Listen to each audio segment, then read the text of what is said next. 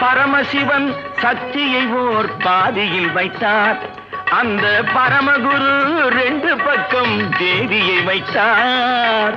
பார்க்கடலில் மாதவனோ பக்கத்தில் வைத்தார். ராஜா பத்மநாபன் ராணியை தன் நெஞ்சினில் வைத்தார். யாரம்மா அது நானம்மா, யாரம்மா அது நானம்மா.